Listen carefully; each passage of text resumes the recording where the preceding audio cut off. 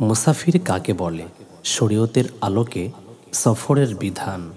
সফর মানুষের জীবনের একটি অবিচ্ছেদ্য অংশ। কাজ, পড়াশোনা, চিকিৎসা বা পরিবারের সঙ্গে সময় কাটানোর জন্য আমরা প্রায়ই বাড়ি থেকে দৌড়ে যাই। ইসলামে এমন সফরকারীকে মুসাফির বলা হয় যিনি শরীয়তের নির্দিষ্ট দূরত্ব ও অতিক্রম করে ভ্রমণ করে এবং তার জন্য বিশেষ ধর্মীয় রুখসত লাভ করেন। মুসাফিরের বিধান ইসলামে এমনভাবে সাজানো হয়েছে যাতে সফরে ইবাদত সহজ হয় এবং আল্লাহর প্রতি নির্ভরতা বৃদ্ধি পায়। আল্লাহ তাআলা মুসাফিরের জন্য নামাজ অর্ধেক করে দিয়েছেন। মুসাফির কাকে বলে? চলুন তা সহজেই জেনে নিই। ইসলামী শরীয়তের পরিভাষায় মুসাফির হলেন সেই ব্যক্তি যিনি নিজ বাড়ি বা স্থায়ী বাসস্থান থেকে নির্দিষ্ট দূরত্বের জন্য সফরে বের হন এবং সেখানে 15 দিনের কম সময় থাকার নিয়ত করেন। নবীজি সাল্লাল্লাহু আলাইহি সাল্লামের হাদিসে এসেছে, মুসাফির ব্যক্তির নামাজ কসর কম করবে যদি সে 3 দিনের পথ অতিক্রম করে। শরীয়তের দৃষ্টিকোণ থেকে মুসাফির হওয়ার জন্য 3টি শর্ত পূরণ করতে হয়। দূরত্ব, সফরের দূরত্ব কমপক্ষে 78 কিলোমিটার, প্রায় 48 মাইল হতে হবে। এটি হানাফি মাযহাব হতে, যা বাংলাদেশ ও উপমহাদেশে প্রচলিত। নিয়ত, সফরের শুরুতে ভ্রমণের ও গন্তব্যের নিয়ত থাকতে হবে, যেমন ব্যবসা, চিকিৎসা বা পরিবারের সঙ্গে দেখা করার জন্য সফর।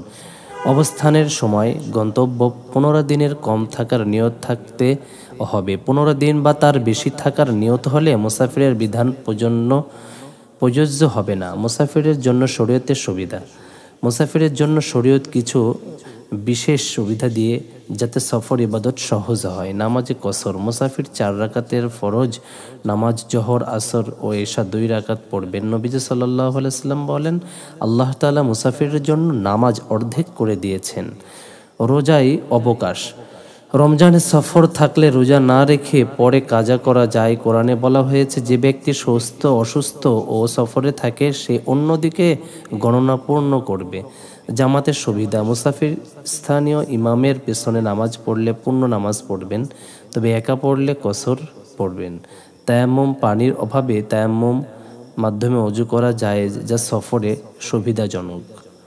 মুসাফিরের দোয়া। সফরে বের হওয়ার সময় নবীজি সাল্লাল্লাহু আলাইহি সাল্লাম এই দোয়া পড়তেন, যা মুসাফিরের জন্য নিরাপত্তা কল্যাণ নিয়ে আসে।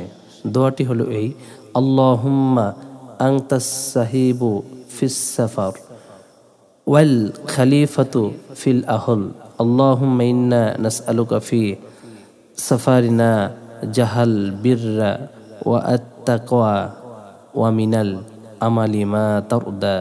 অর্থ: হে আল্লাহ, তুমি সফরে আমার সঙ্গী এবং পরিবারকে তত্ত্বাবধায়ক। হে আল্লাহ, আমরা এই সফরে তোমার কাছে নেকি, তাকওয়া ও এমন আমল চাই যা তোমার সন্তুষ্টি অর্জন করে।